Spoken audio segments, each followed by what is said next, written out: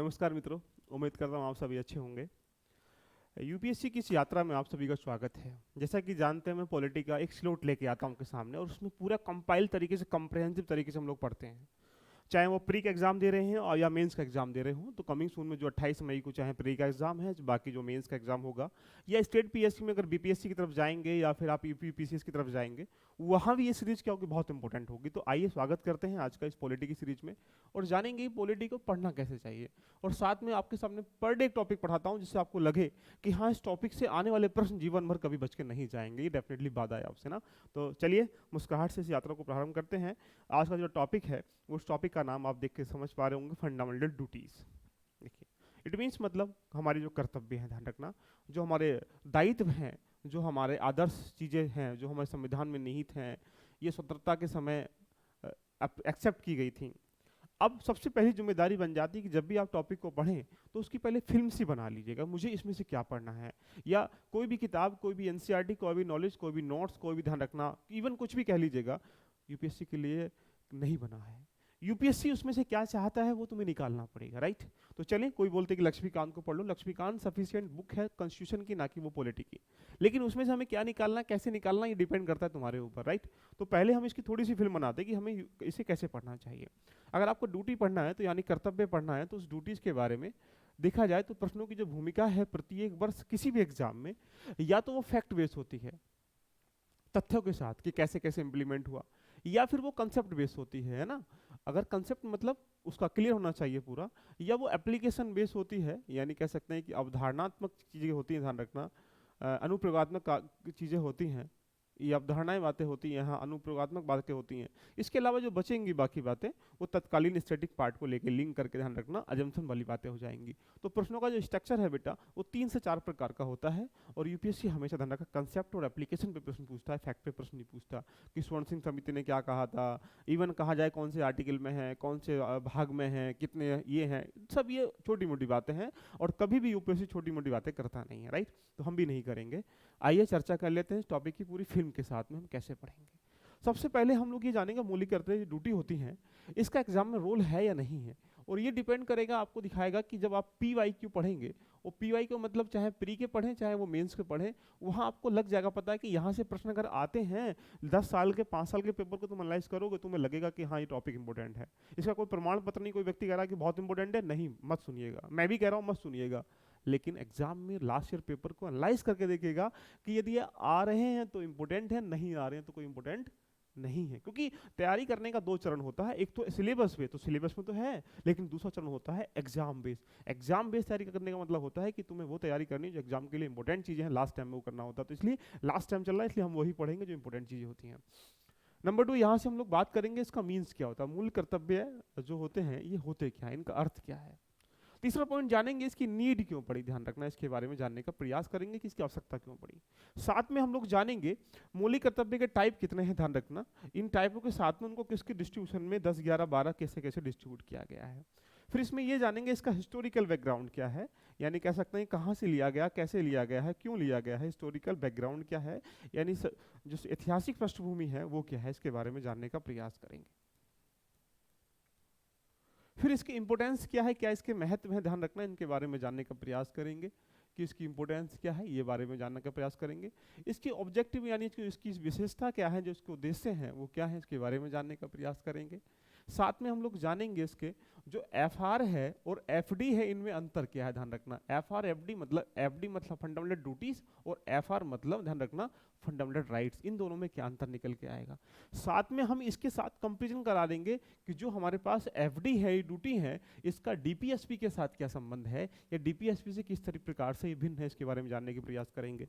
और उसके बाद हम इसमें ये भी जानेंगे जो आलोचनात्मक बातें हैं, जो क्रिटिसिज्म है, ध्यान रखना, जो क्रिटिसिज्म है, ध्यान रखना, जो आलोचनात्मक बातें हैं, आलोचना करने के लिए तो दुनिया बैठी है, लेकिन इस टॉपिक के सापेक्ष में यूपीएससी में अगर देखा जाए तो आलोचनात्मक बातें की जाती हैं कि जो मूल कर्तव्य रखे गए हैं वो तो रखे गए हैं, अच्छी बात है, लेकिन कुछ और मूल कर्तव्य होने चाहिए, जैसे मतदान का अधिकार है, परिवार नियोजन की क्रियाएं हैं, बाकी बहुत सारे यहाँ से ऐसे कर्तव्य हैं जो भारत के नागरिक को मिलने चाहिए थे, वो यहाँ से हम लोग समझेंगे। साथ में कुछ विवादित प्रश्न जो होंगे, जो समितियाँ वगैरह उन्होंने रिपोर्ट दी है, जो वर्मा समिति की रिपोर्ट है, बाकी चीज़ें यहाँ डिस्कशन करेंगे। तो जब आप एक टॉपिक को पूरी फिल्मनुमा तैयारी के साथ कर पाएंगे तो वहाँ से क्या होगा, आने वाले सभी प्रश्न ध्यान रखना समाहित हो जाएंगे। जब आप किसी तालाब में मछली पकड़ने जाते हैं, अगर मछली हाथ से पकड़ेंगे तो एक मछली फंसेगी, नई भी फंसेगी, डेफिनेटली कोई गारंटी नहीं है। लेकिन जब इस तालाब में जाने के बाद यहाँ जाल बिछाएंगे, ध्यान रखना, तो यहाँ मछली उछली सब समाहित हो जाएंगी। तो जब तक किसी टॉपिक का जाल नहीं बिछाते हो तब तक आप कुछ भी चीज़ों को तैयार नहीं कर पाएंगे। तो आज की इस चर्चा को स्टार्ट कर लेते हैं बहुत मस्ती के साथ। 1 स्लॉट 1 टॉपिक कंप्लीट हो जाएगा। आइए चर्चा कर लेते हैं। पहले समझते हैं, ध्यान रखना, मूल कर्तव्य के बारे में कि इसकी है क्या। एग्जाम में रोल समझेंगे पहले, बाद में, पहले समझते हैं मूल कर्तव्य है क्या। देखो आइए, बहुत आनंद के साथ पढ़ते हैं। एक बार सभी लोग कमेंट करते हुए जरूर चलें।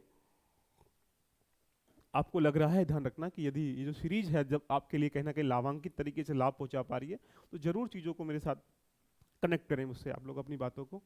देखिएगा, हमारे पास 3 लोग हैं, बड़ी मस्ती के साथ पढ़ते हैं कि क्या है मूल कर्तव्य, समझ जाएंगे, पूरी फिल्म सी बनाते हैं। एक फंडामेंटल ड्यूटीज की जगह फंडामेंटल राइट्स हैं।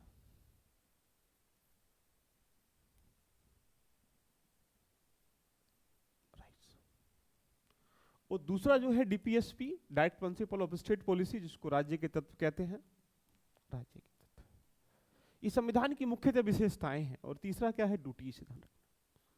आइए इसकी पूरी फिल्म नुमा कहानी समझते हैं। ये क्या है, किसको दिए गए हैं, जनता को दिए गए हैं।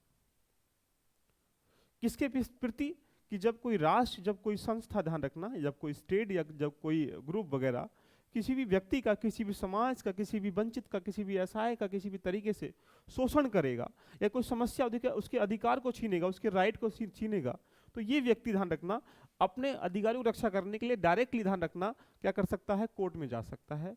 कोर्ट में जा सकता है। इसका मतलब रहा कि अधिकार जनता को दे दिए गए कि यदि कोई भी सरकार, कोई भी राष्ट्र, कोई भी संस्था, कोई भी व्यक्ति आपके अधिकार को हनन करता है तो अपने अधिकारों की रक्षा करने के लिए आप कोर्ट जा सकते हैं। एग्जाम्पल समझें, दो सोचिए, ए बेटा है और एक बी बेटा है, इसका बाप जो है एफ है। ये इसको समस्या पैदा करेगा तो ये किससे कहेगा, बोलेंगे सर अपने पिता से कहेगा। तो ऐसे ही यहाँ जो कोर्ट है, जो कॉन्स्टिट्यूशन यहाँ लेके बैठा हुआ है, वो इस जनता का क्या है, फादर है। ये इसके पास जाता है कि भैया मेरे साथ ये समस्या हो रही है, तो मतलब अधिकारों की रक्षा करने के लिए हमने एफआर दे दिए गए। नंबर 2, ये जो डीपीएसपी है, ध्यान रखना, क्योंकि हमारे पास जो है गवर्नमेंट कैसी है, डेमोक्रेटिक गवर्नमेंट है। और डेमोक्रेटिक गवर्नमेंट में किसको कौन चुनता है, जनता चुनती है। अब जनता का समृद्ध विकास कैसे होगा, इसके लिए हमने राज्यों को कुछ दायित्व दे दिए गए हैं, राज्य के कुछ दायित्व दिए हैं कि आपको जो जनता है, आपके क्षेत्र की जो लोग हैं, इनका विकास करना है। यानी एक तो अधिकार दे दिए गए, किसको, जनता को, कि भैया यहाँ आपको ऐसे करना है। नंबर 2, जनता के विकास के लिए कुछ दायित्व दिए गए। वो दायित्व किसको दिए गए, ध्यान रखना, राज्य सरकार को। राज्य सरकार के पास कुछ ऐसे दायित्व दिए गए, राज्य सरकार को ऐसे सौंपे गए कि तुमको भाई इन विषय पर ध्यान रखना, कानून बनाना, जिससे देश का, राज्य का विकास हो। यहाँ पे उसे हम लोग क्या कहते हैं, डीपीएसपी कहते हैं। तो ये किसके पास है, राज्यों के पास है, जो जनता के विकास के लिए है। ये किसके पास है, जनता के पास है, जो उनके अधिकारों के लिए है। लेकिन अब प्रश्न ये बन जाता है कि जब देश में आप, अगर सरकार कोई उल्टा काम करेगी, प्यूपिल यहाँ है, और अगर सरकार कुछ उल्टा काम करेगी तो यहाँ राइट्स को लेके हम लोग कहाँ चले जाएंगे, कोर्ट में चले जाएंगे। तो ये उनका लीगल राइट्स हो गया। अब यहाँ से जनता के विकास के लिए सरकार को भी ऊपर से थोपा गया कि तुम इनका विकास करोगे, तुम्हारी जिम्मेदारी, क्योंकि तुमको चयन ये करते हैं। लेकिन एक प्रकार से समझो, क्या इस जनता की कोई जिम्मेदारी नहीं है इस राष्ट्र के प्रति या सरकारों के प्रति, या संविधान के प्रति, या देश के प्रति, या हमारी संपत्ति के प्रति, या पर्यावरण के प्रति, इवन कहा जाए भाईचारा के प्रति? क्या सारा काम सरकार ही करेगी? तो 1950 में ये कॉन्स्टिट्यूशन में इन्वॉल्व नहीं थे, लेकिन 1950 से 1976 आते समय 26 वर्ष के उपरांत ऐसा महसूस हुआ कि सरकारें अपना दायित्व निभा कर रही हैं, क्रियान्वित कर रही हैं, लेकिन जनता को अपना दायित्व नहीं निभा रहे हैं। एग्जाम्पल समझिएगा, इसको बहुत मजा आ जाएगा। तो जनता को यहाँ क्या दिए गए, कुछ ड्यूटी दिए गए, तो कर्तव्य दिए गए, भैया सारा काम हम कर रहे हैं, तुम्हें दिक्कत आए तुम यहाँ आ जाओ, सरकार भी आपकी हेल्प करेगी, लेकिन तुम भी तो कुछ कम से कम देश के लिए कुछ ना कुछ करिएगा। एग्जाम्पल समझो, बहुत मजा आ जाएगा इसमें कि ड्यूटी क्या होती है, यहाँ पूरी फिल्म बन जाएगी ड्यूटी क्या होती है। देखिएगा कर्तव्य क्या होते हैं। एक माँ है, ध्यान रखना, वो रोज अपने बेटे ए नाम के व्यक्ति को रोज खाना खिलाती, रोज कपड़े पहनाती है, रोज स्कूल भेजती है, सारे काम करती है, सेवा करती है, सारे काम करती है। लेकिन अब ये इस माँ का क्या है, दायित्व है। एग्जाम्पल बेस पे समझो, ये डीपीएसपी हो गया, उसका दायित्व है ध्यान रखना इसका एग्जाम्पल बेस पे। कुछ ऐसी दिक्कतें आएंगी ध्यान रखना इस ए नाम के व्यक्ति को, तो कहाँ जाएगा, अपनी माँ के पास जाएगा। तो ये क्या है, फंडामेंटल राइट्स है, बात दिमाग में आई। लेकिन किसी समय अगर माँ ही परेशान है, माँ ही दिक्कत में आ जाती है ध्यान रखना, तो यहाँ इस बेटे का, इस व्यक्ति का जो दायित्व नहीं बनता है कि माँ की भी सेवा करे। क्या सारे काम ये माँ ही करेगी क्या?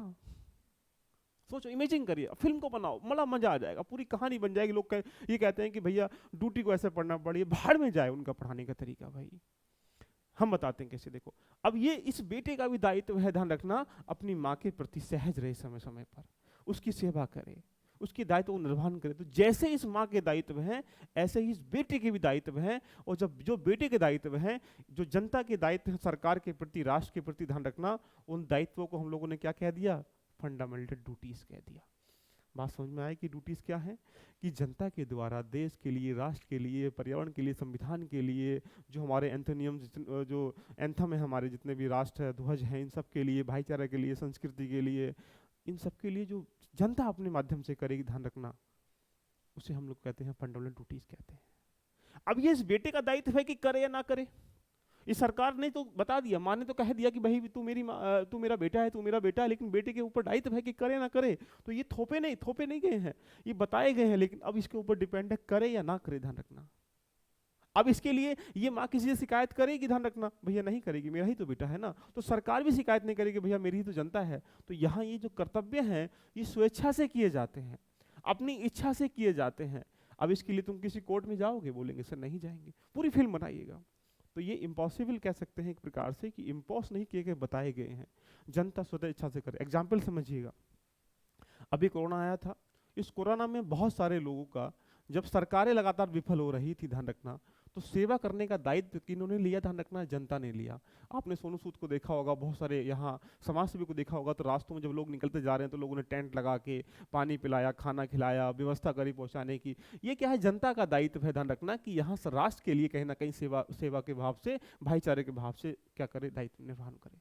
तो यदि हर कोई भारत का राष्ट्र का व्यक्ति, ध्यान रखना, उसको ये बताना पड़ रहा है, मजे की बात देखिएगा, कि ये माँ बार बार कह रही है तू मेरा बेटा है, मैं तेरी माँ हूँ, ध्यान रखना, मेरी रक्षा कर, या मैं तेरी रक्षा करूंगी। तो यार ये जो कह सकते हैं कि मानसिक संतुलन वाली बातें हैं, जो एक नैतिकता वाली बातें हैं, जो मानवता वाली बातें हैं, वो कहाँ चली गई? तो जनता को, भारत को बार बार कहना पड़ता है कि भैया तुम्हारे ये दायित्व निर्वहन करिएगा। दिमाग में आया, पूरी फिल्म बनी होगी। अब इसको पढ़ते हैं कि एग्जाम के लिए कैसे कैसे हमें चीज़ों को इकट्ठा करना है। चले, मजा आया तो एक बार कमेंट करके जरूर बताइएगा। हम लोग चलते हैं, पहला पॉइंट हमें क्या पढ़ना है मेरे प्यारे दोस्तों? तो आप कहेंगे सर पहला पॉइंट हमें इसमें पढ़ना है मस्ती के साथ कि एग्जाम में रूल है या नहीं। चलिए प्रूफ दिखाते हैं, हमारे पास इसके लिए कोई प्रमाण पत्र नहीं है। पहला पॉइंट, अगर हम लोग मेंस इसमें जाएंगे, प्रीलिम्स के रूप में जाएंगे, तो प्रीलिम्स में यूपीएससी के अंतर्गत देखो यही क्वेश्चन क्या लिखा है, देखिएगा। ये एग्जाम में आया हुआ प्रश्न है, मैं अपने घर से कोई संविधान से लेकर किताब नहीं आया हूँ, एग्जाम में आया हुआ प्रश्न है। क्या लिखा है ये आप देख सकते हैं। क्वेश्चन नंबर 2 देखे जाए यहाँ से, तो यहाँ से क्वेश्चन नंबर 2 भी क्या है, देखो ये प्रश्न भी आया हुआ है। तो प्रीलिम्स में भी इसकी भूमिका रहती है, ये मान के चले। अगर मेंस के सापेक्ष में जाएंगे तो आप ये चीज़ को, तीसरा क्वेश्चन भी ये कम से कम लास्ट के 3-4 सालों में 2-3 प्रश्न देखने को मिले, तो यानी एक प्रश्न यहाँ से आ जाता है एवरी ईयर। मेंस में जाएंगे तो देखो 2020 में 2021 में 20 में के आसपास ये क्वेश्चन दिया गया, और कितना अच्छा क्वेश्चन है। देखिए, अधिकारों को कर्तव्यों के साथ मेल खाना चाहिए। जब अधिकार दिए गए जनता को, तो यहाँ से इनके साथ मेल खाना चाहिए कि दोनों आपस में इंटरलिंक हो जाए। इसका परीक्षण करना है। और किसमें? मौलिक कर्तव्य दूसरे नागरिकों के मौलिक अधिकारों को प्रभावित करते हैं, ये भी इफेक्ट कर रहा है। तो यहाँ हम ये कह सकते हैं प्यारे दोस्तों कि इस टॉपिक का प्री में और मेंस में दोनों में रोल है। इसकी पीडीएफ आपको मिल जाएगी। अब हम अपनी पूरी कहानी को लेकर चलते हैं, बहुत मजा आपको इस टॉपिक में आने वाला है। क्लियर है? चलिए, क्वेश्चन देखो और भी दिया गया है। इसमें क्या दिया है कि कर्तव्यों के बिना अधिकार क्या है, अराजकता की तरफ ले जाते हैं। कितना अच्छा क्वेश्चन पूछा है। और पूछा है यहाँ से देखा जाए तो वर्तमान के समय मौलिक कर्तव्यों की प्रासंगिकता के संदर्भ में इस कथन का क्या परीक्षण है। आपको ये कितना अच्छा क्वेश्चन दिया है। ये सब लिखने का अभ्यास करेंगे आप लोग, मजा आ जाएगा आपको। और हाल ही में देखो, यहाँ से देखा होगा कि हाल ही में जो विरोध हुआ था, चाहे साइन बाग वाला हो या किसान वाला हो या फिर एक प्रकार से जो बाकी नागरिकता को लेके हो, वृद्धि होने सार्वजनिक संपत्ति और सार्वजनिक असमंजस में काफ़ी नुकसान हुआ है। इस संदर्भ में भारतीय संविधान के अंतर्गत जो 51A में निहित है, ध्यान रखना, कैसे वो ध्यान रखना अप्रासंगिक होते चले जा रहे हैं। क्या अच्छा क्वेश्चन है, ये पूछा गया है, बड़ा मजा आ जाएगा। तो अगर मैं आपसे पूछूं कि मूल कर्तव्य क्या होते हैं, तो मूल कर्तव्य की पृष्ठभूमि बनाते समय दिमाग में पूरी पिक्चर बन जानी चाहिए मूल कर्तव्य क्या होते हैं। मूल कर्तव्य का अर्थ होता है जो संविधान में, कॉन्स्टिट्यूशन में जो अपेक्षाएं की गई थी, किससे, जनता से, उन उन अपेक्षाओं का एक समूह बनाया गया है कि भैया ये अपेक्षाएं थी, इनको आप कर लीजिएगा। क्योंकि कॉन्स्टिट्यूशन, जो इंडिया का जो कॉन्स्टिट्यूशन है, किसी भी चीज को ध्यान रखना रिप्रेजेंट नहीं करता है, वो आग्रह करता है आपसे, वो वैज्ञानिक सोच दृष्टिकोण से आगे बढ़ने का प्रयास करता है, वो आपसे अपेक्षाओं का करता है, या जो आशाएं हैं उनके बारे में बात करता है। तो मैंने बता दिया इसका मीनिंग क्या होता है नॉर्मली बात में। पहले अगला पॉइंट में जानेंगे तो बेसिक आधार क्या है, देखिए इसको भी समझने का पाठ करें कि इसका बेसिक आधार क्या है, बेसिक स्ट्रक्चर। आइए मस्ती के साथ पढ़ते हैं। 1975 में आप जानते हैं कि हमारे पास जो इमरजेंसी है वो 3 बार लगी है। पहली बार चाइना के, दूसरी बार पाकिस्तान से, तीसरी बार आंतरिक अशांति के लिए। अब मजे की बात सोचिएगा, एग्जाम्पल बेस पे समझिएगा। एक परिवार है, 2 लोग हैं, ए और बी। ए के ऊपर विपत्ति आन पड़ी है और बी यहाँ से आनंद ले रहा है, तो उस परिवार क्या है, चल पाएगा? समस्याएं पैदा होंगी। तो यहाँ इसने इसे बताना पड़ रहा था, ध्यान रखना कि भाई अभी समस्या है, कुछ चीजें हम लोग नहीं करते हैं। तो जब देश में, ध्यान रखना, यहाँ समस्या आ रही है और समस्या पे और समस्या आ रही है, तो लोग इसी को समझ नहीं पा रहे कि देश अभी विपत्ति में चल रहा है।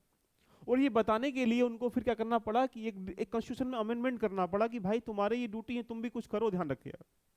तुम भी तुम्हारी ड्यूटी के, मतलब आपस में मतभेद मत करिए, ध्यान रखना। या यही इसको परेशान करना स्टार्ट कर दे दोबारा, तो क्या होगा, फिर यहाँ समस्या पैदा और समस्या में समस्या बन जाएगी।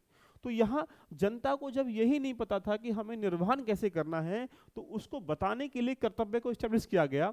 तो उसके लिए एक स्वर्ण सिंह समिति नाम की, स्वर्ण सिंह, ध्यान रखना, व्यक्ति के नाम की एक समिति, ध्यान रखना, स्टैब्लिश की गई थी।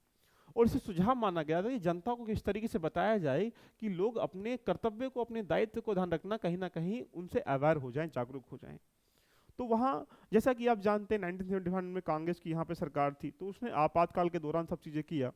तो इन लोगों ने सुझाव दिया, और सुझाव देने के बाद कि हमारे पास कुछ कॉन्स्टिट्यूशनल अगर होगा तो लोग संविधान को मानते हैं, ध्यान रखना, सरकार को नहीं मानते, सरकार परिवर्तन होती रहती है।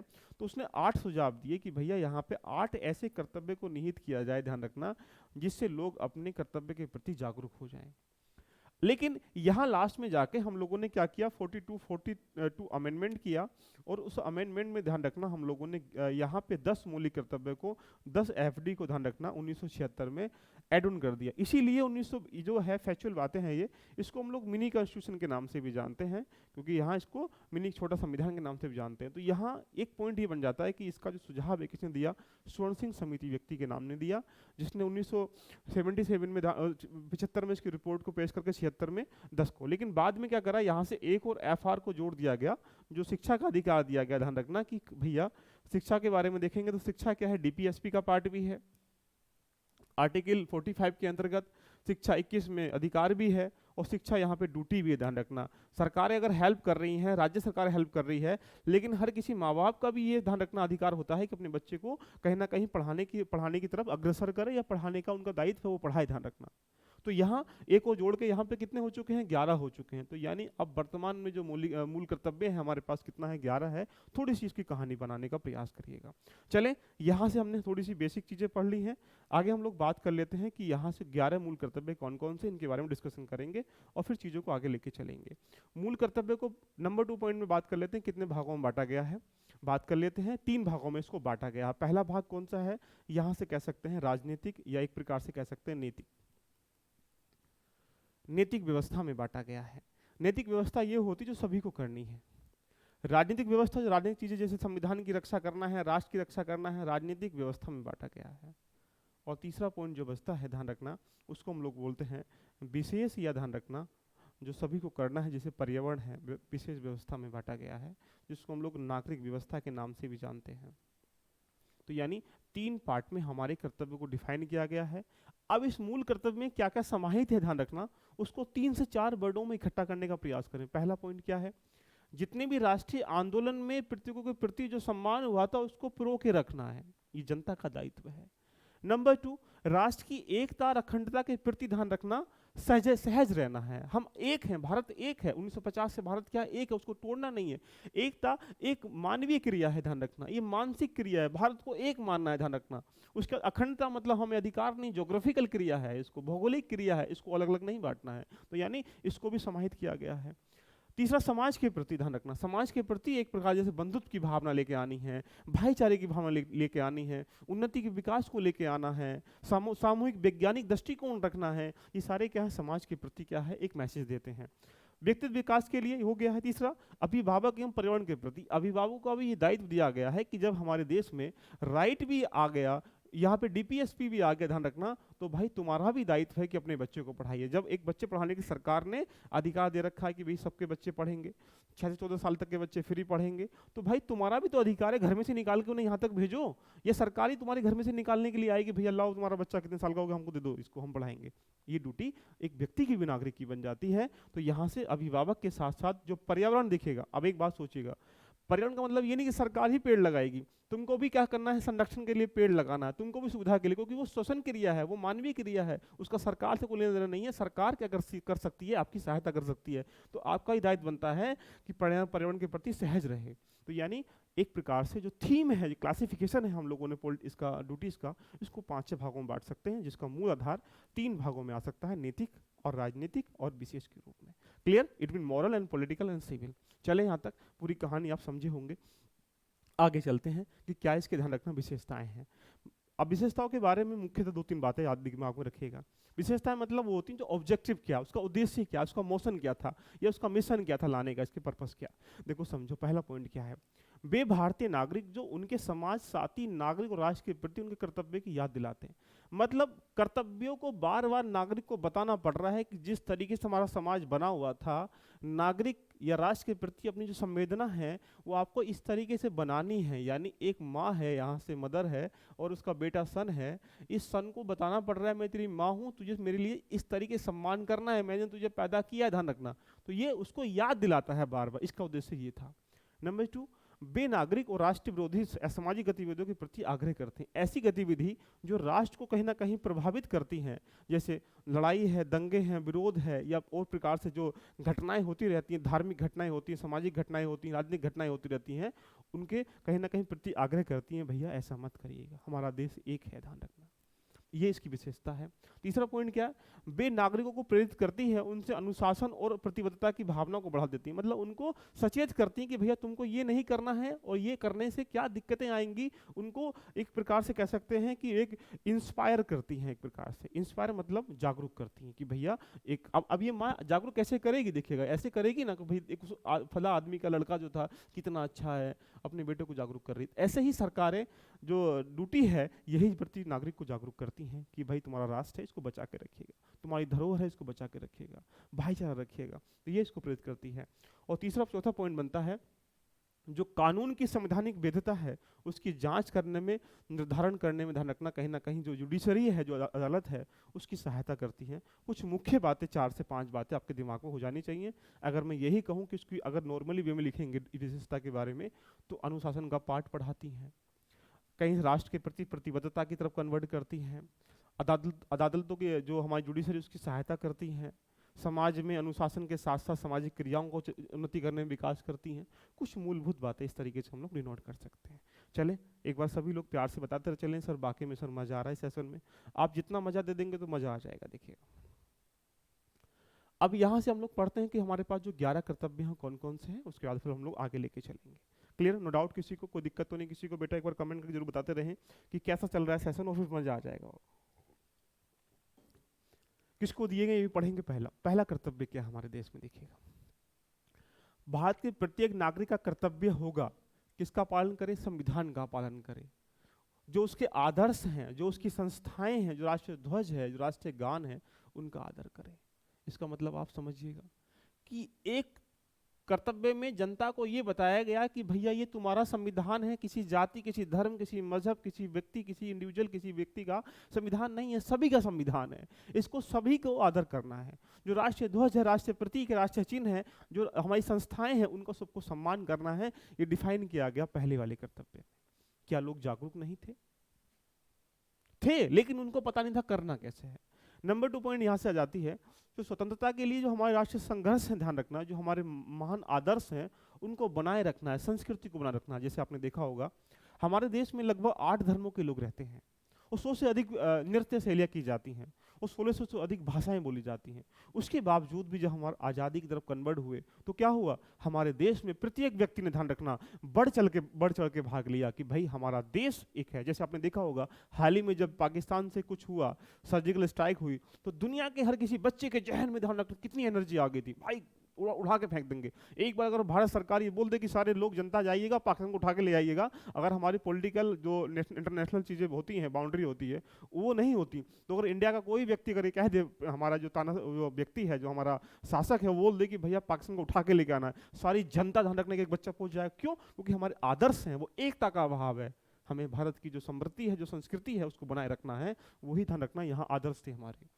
नंबर 3 क्या है, भारत की संप्रभुता, एकता, अखंडता को बनाए रखने के लिए उसकी रक्षा करनी है। संप्रभुता प्रेम्बिल में इन्वॉल्व है, एकता भी प्रेम्बिल में इन्वॉल्व है, अखंडता भी। संप्रभुता का मतलब होता है कि भारत एक ऐसा राष्ट्र है जहां पर किसी भी आंतरिक व बाहरी किसी शक्ति का कोई, ध्यान रखना, प्रतिबद्ध नहीं है।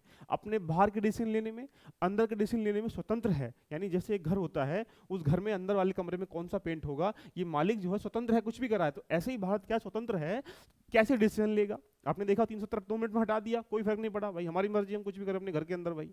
तो यहाँ क्या है, बना रखना है। कुछ लोगों ने विरोध किया तो एकता का पालन नहीं कर रहे हैं, अखंडता मतलब तोड़ने का प्रयास कर रहे हैं। कोई लोग बोलते हैं कि भाई हम तो जम्मू कश्मीर की जगह हम लोग पाकिस्तान में होते कितना अच्छा होता, तो ये अखंडता का विरोध कर रहे हैं। ऐसा नहीं करना है, क्योंकि हमारे कर्तव्य हैं ये।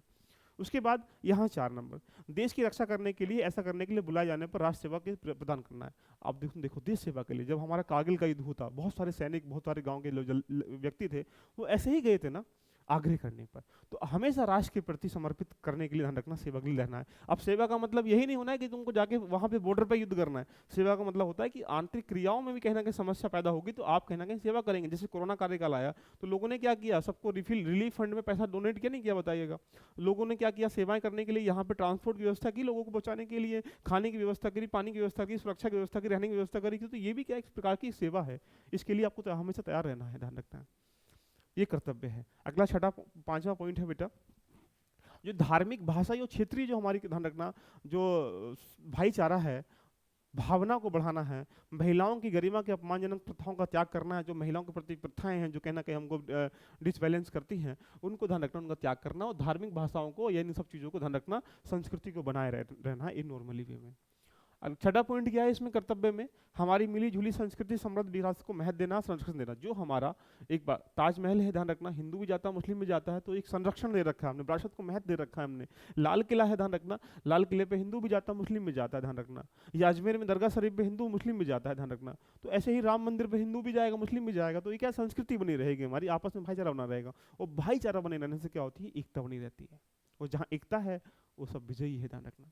अगला पॉइंट 7वां, वन, झील, नदियाँ, जितनी भी चीज़ें हैं, प्राकृतिक जो चीज़ें हैं हमारी, उनमें सुधार करना है, और जीवित प्राणियों के प्रति क्या करना है, दया की रक्षा करनी। देखा होगा आप लोगों ने कि गाय की हत्या नहीं करनी क्योंकि वो प्राणी है, या फिर जो दुधारू पशु होते हैं उनकी हत्या नहीं करनी है, या जो एक प्रकार से कह सकते हैं पर्यावरण की रक्षा करनी है कि भैया तुम करेंगे तो हम भी करेंगे। यहाँ ये तो ये नहीं कि सरकारी सांस ले रही है, जनता भी सांस ले रही है ना, जनता भी शोषण क्रिया में कहने ऑक्सीजन लेती है ना, तो उसको बनाए रखना है। अगला पॉइंट ये है।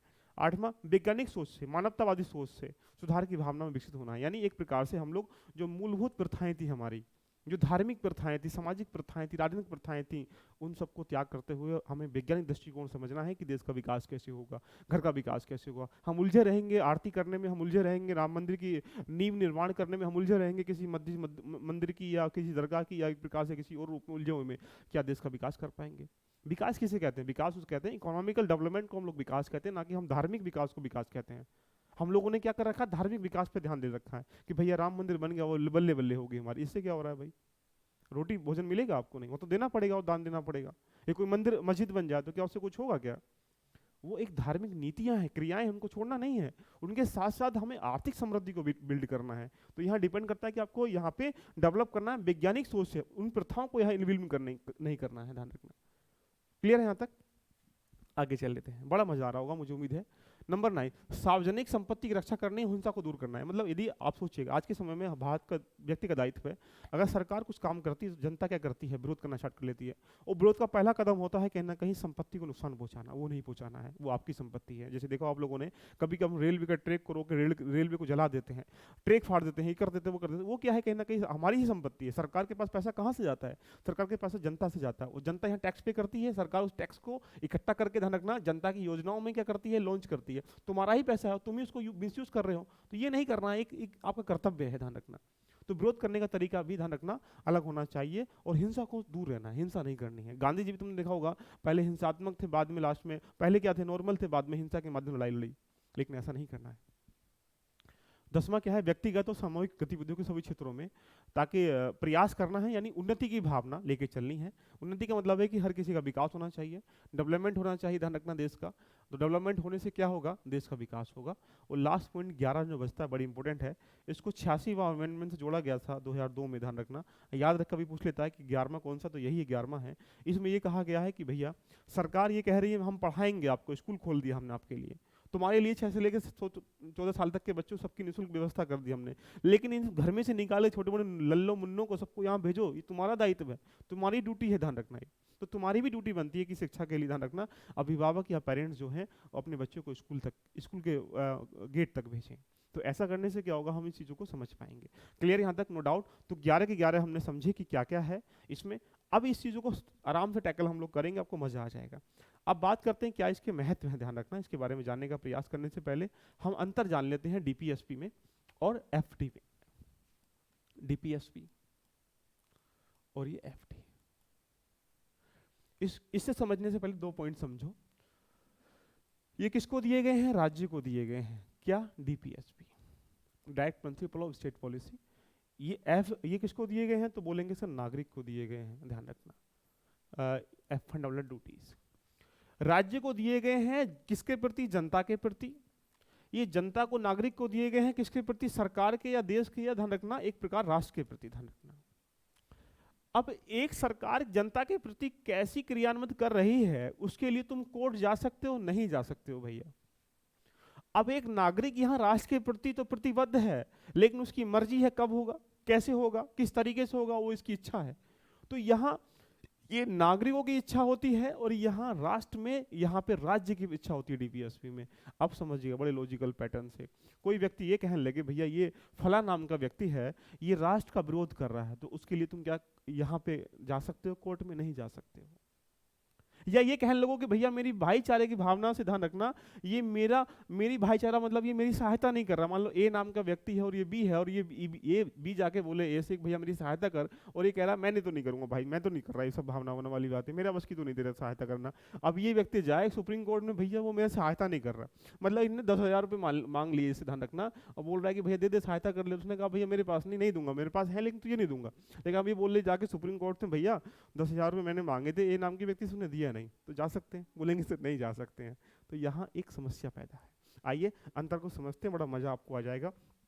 पहला अंतर है, जिस प्रकार मौलिक कर्तव्य नागरिकों को दिए गए हैं, बिल्कुल ठीक बात है, उसी प्रकार डीपीएसपी किसको दिए गए, ध्यान रखना, सरकार को। तो पहला पॉइंट क्या बन जाएगा कि डीपीएसपी किसके पास है, गवर्नमेंट के पास, और एफडी किसके पास है, नागरिक के पास, सिटीजन के पास। नंबर 2 पॉइंट क्या अंतर आ जाएगा, जिस प्रकार मौलिक कर्तव्य का पालन करने के लिए नागरिक बाध्य नहीं है, देखो मैंने बताया बाध्य नहीं है, तो सरकार भी क्या है, इसमें बाध्य नहीं है, दोनों पॉइंट बन जाएंगे। तीसरा पॉइंट क्या है, जिस प्रकार नागरिक का दायित्व होता है कि मूल कर्तव्यों का पालन करे, तो ऐसे ही राज्य का दायित्व होता है कि इनका डीपीएसपी का पालन करे, लागू करे। तो तीनों पॉइंट बन रहे हैं।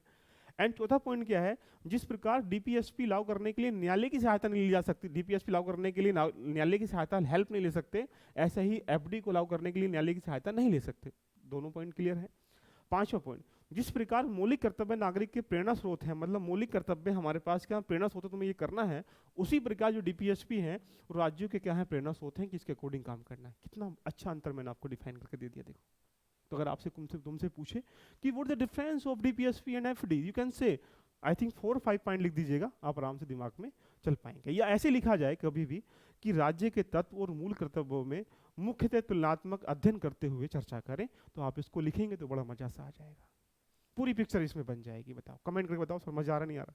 तो यहाँ से हमने इसके अंतर को भी समझ लिया और भी इसमें जानेंगे, क्रिटिसिज्म के बारे में जानेंगे कि क्या इसका आलोचनात्मक वर्णन है, देखिएगा आलोचना कैसी करते हैं। यही वर्ड एक ऐसा है कि आलोचनात्मक वर्णन कर सकते हैं। पहली बात, देश में दो प्रकार के लोग रहते हैं, एक बोलते हैं नागरिक और एक को बोलते हैं व्यक्ति। That is a person and that is citizen, right. Person किसी भी देश का हो सकता है, लेकिन नागरिक सिर्फ कहाँ का होगा, भारत का होगा। तो ये जो मूल कर्तव्य हैं वो किसके पास है, सिर्फ नागरिक के पास है। अब तुम बोलो विदेश वाले व्यक्ति से आके भैया रामायण पढ़, झंडा झंडा ऐसे करके बोल, कोई इंग्लैंड का व्यक्ति आया बाहर का, बोल भारत माता की जय, भैया वो राइट्स नहीं है उसका, ड्यूटी नहीं है उसकी, वो विदेश का, वो घूमने आया है, उसकी ड्यूटी नहीं, उससे तुम नहीं कहला सकते। ये जो ड्यूटी है किसके लिए है, सिटीजन के लिए है, ना कि पर्सन के लिए, राइट। दोनों पॉइंट क्लियर हो गए। पहला पॉइंट, यहाँ पे क्या इसकी आलोचना कर सकते हैं कि जब फंडामेंटल ड्यूटीज लगाए गए थे तो लैक ऑफ पनिशेटिव सिस्टम, यानी दंडात्मक व्यवस्था की व्यवस्था नहीं की। यदि कोई राष्ट्र का कोई अपमान करता है तो उसके लिए लिखित कानून नहीं की व्यवस्था होगी। पहला एक आलोचनात्मक वर्णन हम कर सकते हैं। नंबर 2, यहाँ से स्पष्टता का अभाव। देखिए स्पष्टता, लैक ऑफ क्लियरिटी, इसको समझो। किसी ने कहा उन्नति करनी है, विकास करना है, लोगों ने समझ लिया कि भैया जनसंख्या को बढ़ाना है, दे यहाँ जनसंख्या बढ़ानी स्टार्टिंग कर दी। तो विकास के मानक तय नहीं किए कि विकास कहाँ करना है, विकास कैसे करना है, ये हमें तय नहीं किया गया। तो यानी हमने क्या किया, एक प्रकार से चीज़ों को समझने से जरूरी है कि उसमें स्पष्टता नहीं आई, क्लियरिटी नहीं आई, ध्यान रखना। सामूहिक भाईचारा बनाना है, भाईचारा कैसे बनाना है, यानी यहाँ लव मैरिज करने लगे, ध्यान रखना, या एक प्रकार से धर्मों को आपस में जोड़ने लगे, या कैसी भाईचारा की भावना करनी, ये क्लियरिटी नहीं है संविधान के कर्तव्यों में, इसलिए यहाँ इसकी आलोचना कर सकते हैं। तीसरा पॉइंट, शासन के अत्याचार की आशंका पैदा हो जाती है। मान लीजिएगा एक व्यक्ति ने कहा कि भैया जाके यहाँ पे कि भैया ये तो राष्ट्र का अपमान कर रहा है, झंडे का अपमान कर रहा है, ध्यान रखना। तो अब यहाँ शासन क्या है, अपने अनुकूल क्या करता है, यहाँ पे जो गवर्नेंस है, जो गवर्नमेंट है, अपने अनुकूल दंडात्मक व्यवस्था करती है। तो ये भी तीसरा पॉइंट निकल करता है, अत्याचार की आशंका बढ़ जाती है कभी कभी। तुमने देखा भी होगा कभी कभी, अगर मान लीजिएगा एक यहाँ पे एक व्यक्ति बोल रहा है यहाँ से कि भैया मोदी जी तो है हरामी व्यक्ति हैं, राहुल गांधी रोज कहता है, कोई प्रभाव पड़ा, कोई जेल गया, कोई मुकदमा हुआ नहीं ना। लेकिन एक गरीब व्यक्ति, एक ऐसा ही व्यक्ति वंचित बोल रहे कि भैया मोदी जी बहुत ही हरामी व्यक्ति है, हालांकि है नहीं, जो भी आपको पता होगा। लेकिन यह समस्या यहाँ निकल के आती है कि किसी भी राष्ट्र के प्रति, सरकार के प्रति या समुदाय के प्रति ऐसा हमारे बीच में क्या है, आशंका बन जाती है अत्याचार की लगातार, कि शासन अपना अनुकूल कैसे डिसीजन लेता है, ध्यान रखना।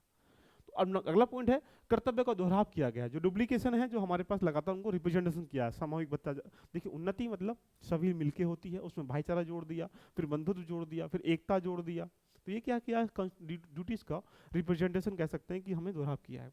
अगला, कुछ और आवश्यक कर्तव्यों का अभाव, जैसे lack of certain more essential duties, मतलब कुछ जो ऐसे आवश्यक कर्तव्य हैं जो रियल में होने चाहिए थे, जैसे मतदान का अधिकार होना चाहिए सबका, अधिकार की जगह ड्यूटी होनी चाहिए, सब लोग होने चाहिए।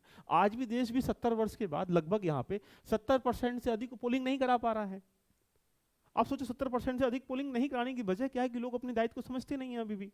भाई मतदान का अधिकार ही एक ऐसा जहां सरकार का चयन करते हैं, उस सरकार के चयन करने में अभी 30% लोग भूमिका नहीं अदा कर रहे हैं। इसका मतलब है कि सरकार सही नहीं चुनी जा रही है।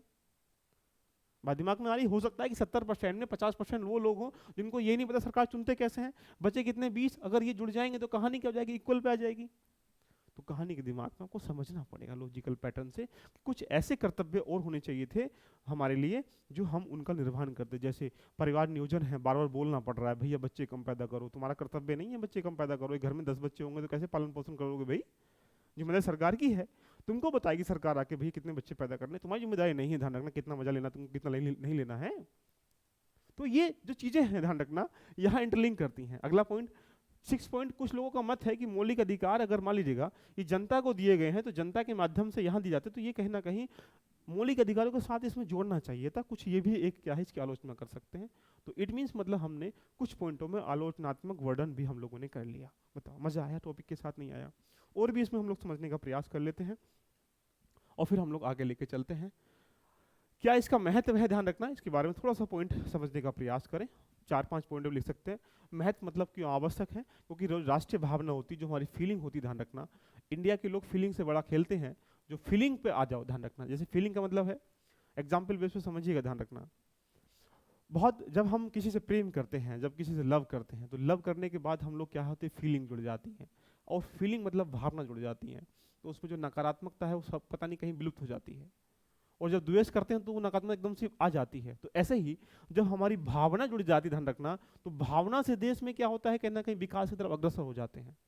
तो यहाँ राष्ट्रीय भावना के विकास में क्या है, ये कर्तव्य सहायक बन जाते हैं। जैसे मोदी जी बोले ध्यान रखना, पाकिस्तान से युद्ध करना है, 2-2 रुपये 5-5 रुपये दान करिएगा, 2 मिनट में सब लोग दान करना स्टार्ट कर देंगे, क्योंकि उसने फीलिंग से जोड़ दिया।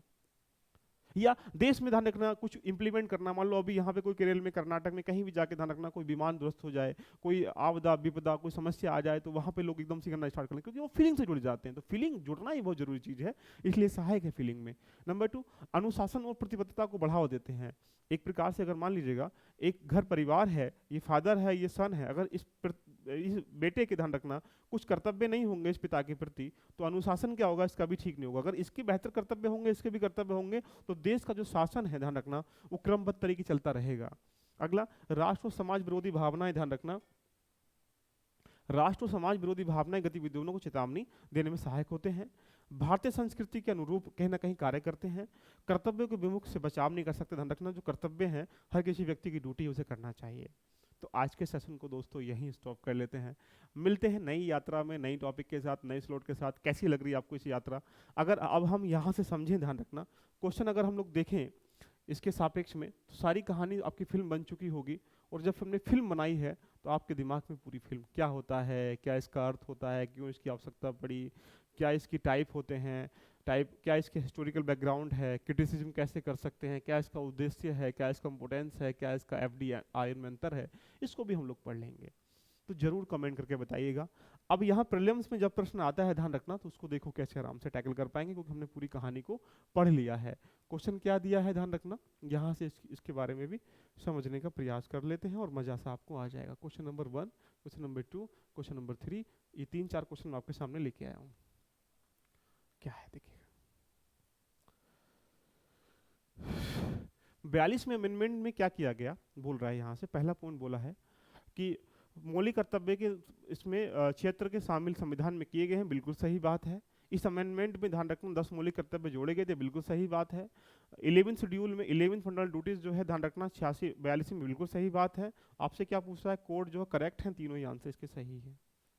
तो जब ऐसा प्रश्न आएगा तो हम उसे आराम से टैकल कर सकते हैं, तो मुझे नहीं लगा कि इसको करने में कोई दिक्कत होगी। क्वेश्चन नंबर 2 जो यूपीएससी ने पूछा है, इसके बारे में जानने का प्रयास करें। क्या लिखा है देखो, पहला, भारत की संप्रभुता, एकता, अखंडता बनाए रखने की रक्षा करना, बिल्कुल सही बात है, कर्तव्य है। आम चुनाव के समय हमारे सार्वभौमिक व्यस्त मताधिकार प्रयोग करना, बिल्कुल नहीं है, ध्यान रखना। मतदान की तो बात हमने की नहीं थी इसमें, ध्यान रखना। समृद्धि को समृद्ध करना है विकास के लिए, बिल्कुल सही बात है, यानी 1 और 2 3 सही है, 2 क्या है इसमें गलत है। आपसे क्या पूछ रहा है, यहाँ पे करेक्ट पूछ रहा है, तो यानी 1 और 3 सही है, 1 और 3 कहाँ पर ही आपका आंसर है, कुछ नहीं करने का जरूरत पड़ता। कभी कभी हम इसका आंसर एलिमिनेशन मेथड से भी कर लेते हैं। आपने देखा कि 2 प्रश्न यहाँ गलत है, आपको पता है कि मतदान का ध्यान रखना, ये मतदान की जो व्यवस्था है इसमें नहीं है, और आपको नहीं पता कि ये है या नहीं है, तो अगर 2 गलत है तो 2 यहाँ भी है, ये भी नहीं होगा, 2 यहाँ भी है, यहाँ भी ये भी नहीं होगा, 2 यहाँ भी है, ये भी नहीं होगा, तो यहाँ आंसर क्या होगा, डायरेक्टली होगा। क्योंकि जब आपको ये भी ना पता हो, ये भी ना पता हो, बस ये पता हो, उसके सापेक्ष में यूपीएससी एलिमिनेशन मेथड के माध्यम से भी आंसर निकाल लेता है। तो ये सीरीज आपकी चलती रहेगी। नेक्स्ट सेशन हम लोग लेके आते हैं नए टॉपिक पर, जानेंगे उसको प्रीलिम्स में रोल, मेंस में रोल, उसका स्ट्रक्चर, बेसिकल बातें। और अगर आपसे पूछा जाए कि अब आज के समय में जो मूल कर्तव्य है उसकी किस तरीके से क्रियात्मक क्रियाएं हैं, तो आप आराम से कर पाएंगे। ऑल द बेस्ट, एंजॉय करें इस यात्रा का। लव यू ऑल, बने रहें, बाय बाय, टेक केयर।